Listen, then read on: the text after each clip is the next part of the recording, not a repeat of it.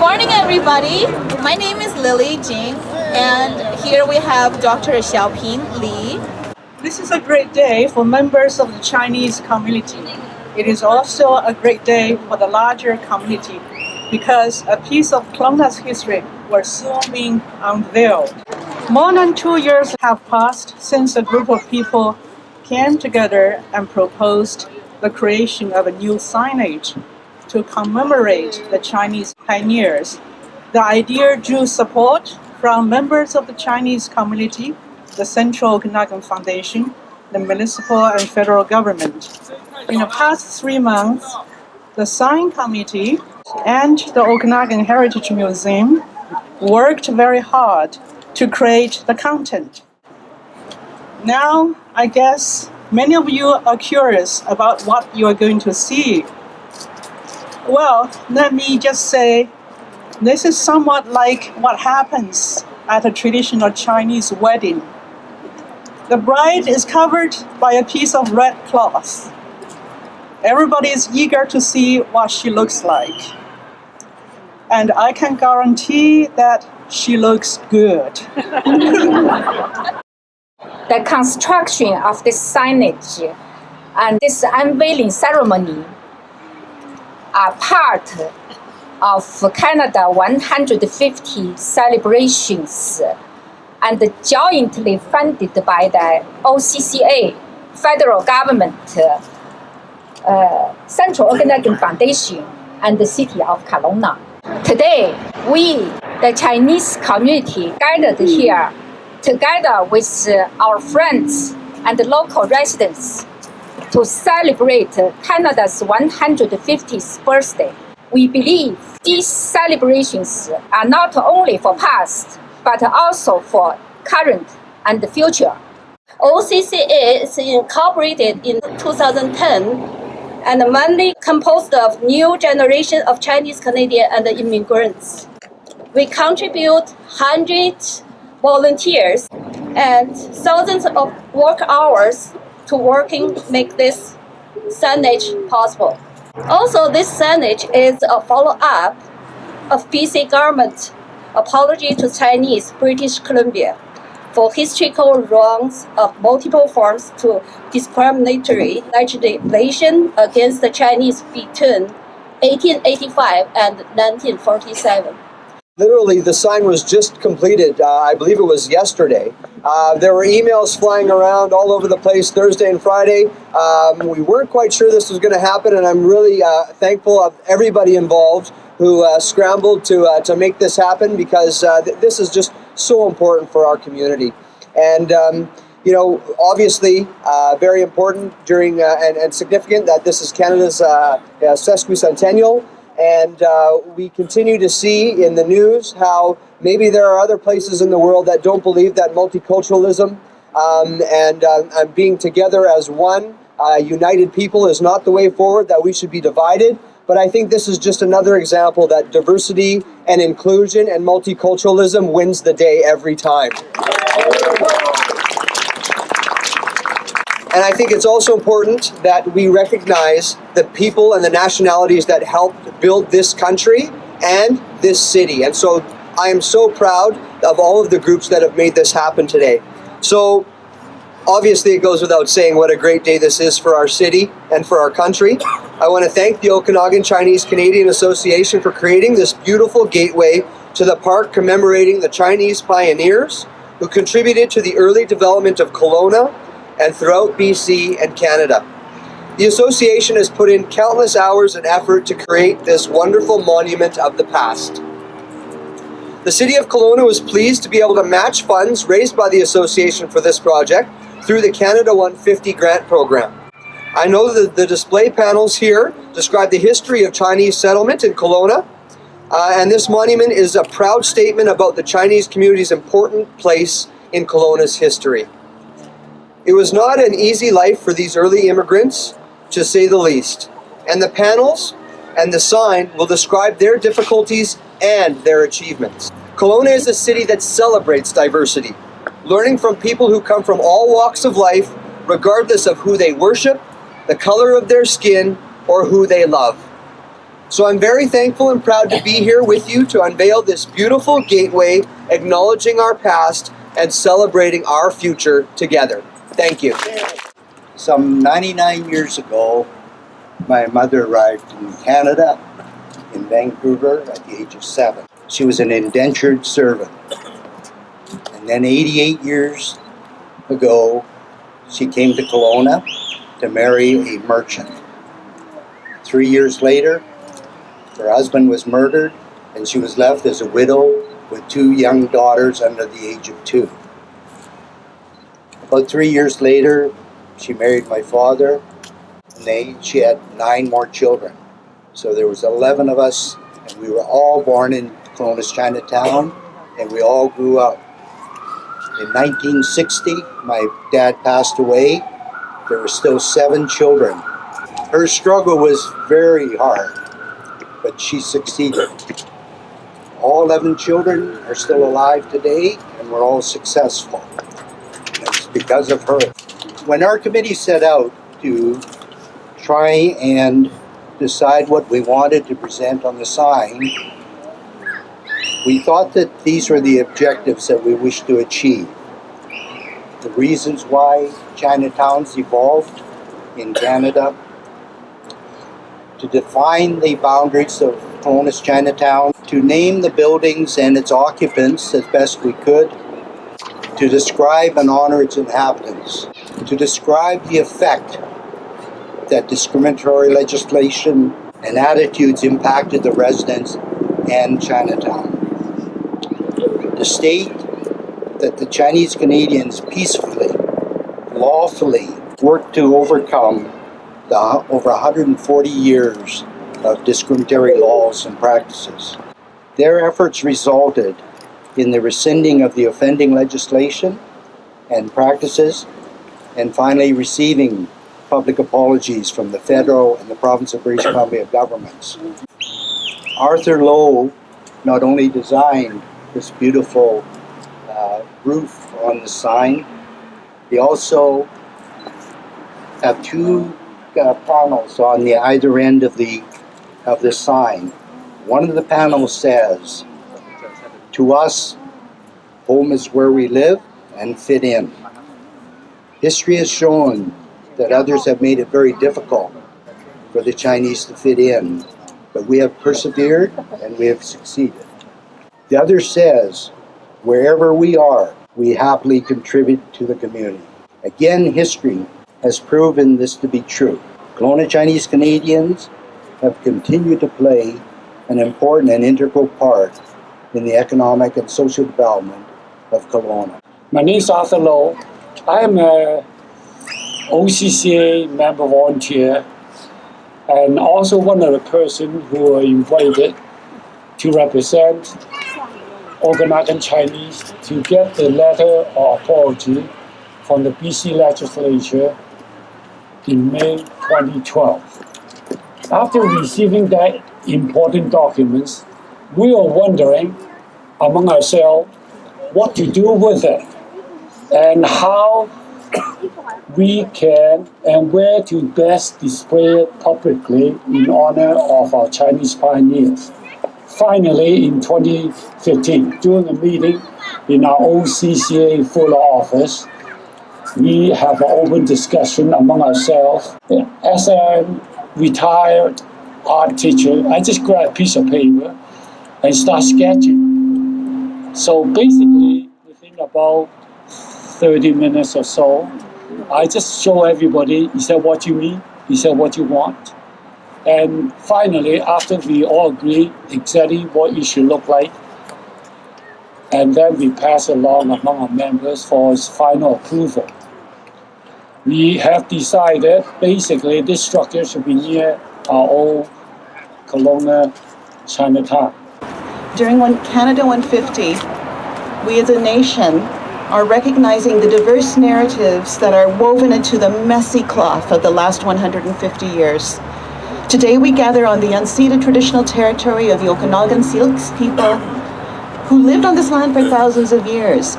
I have heard that they welcomed many newcomers from many different nations to this territory because they were wise enough to recognize that every cultural group and every individual brings a gift, a fruit that enriches community. Unfortunately, some of the settlers who arrived didn't share that opinion, and so racism was entrenched in government policy and social mores for a shocking amount of the last 150 years. While this is part of the story of Canada, projects like this are integral to developing a new narrative together. It isn't easy, and neither is creating a commemorative marker like this, as many people have referenced. In fact, it's deceptively complex. Identifying a need, creating a vision, and manifesting that vision out of ether requires vision, determination, dedication, resources, hard work, perseverance, and some very difficult decisions. I applaud Hua and every member of the organizing committee for the unique role each of them played in making this manifest. We were proud to play a very small role in supporting this team in this huge undertaking. Speaking personally, what I am celebrating this year during the sesquicentennial is the opportunity to develop a new narrative. Projects like this are a step along the path of becoming the nation that we aspire to be. Ladies and gentlemen, it's indeed a privilege to be here on behalf of MLA Steve Thompson and myself and all the people that we represent in the Central Okanagan. I'm here, as many of you know, with my half European, half Chinese, all Canadian granddaughter. Is that what you are, Lita? Yes, absolutely. And it is indeed an honor to be part of this celebration. Not only to be part of the historic part, but also the part of the future. If any of you were reading in the newspapers this week, Kelowna is still a very white community. And over time, as more and more of us celebrate these kinds of cultural events and invite people from around the world of different colors, races, nationalities, religions, to our wonderful city of Kelowna in the Central Okanagan, we will be that community that we all aspire it to be, which is just another Canadian city in the heart of British Columbia. So on behalf of Steve and myself, it was indeed a privilege to be in the legislature for all of you when the wrongs against the Chinese people were corrected and apologized. And I look forward to many, many years of bringing my granddaughter and her, hopefully where her parents, brothers and sisters, to come and see this sign and celebrate what it really means to look towards our culture and our passion in the Chinese people, not only over the past, but over the decades to come. I just quickly want to congratulate the Okanagan Canadian Chinese Association on this wonderful monument celebrating a very important part of our community's history.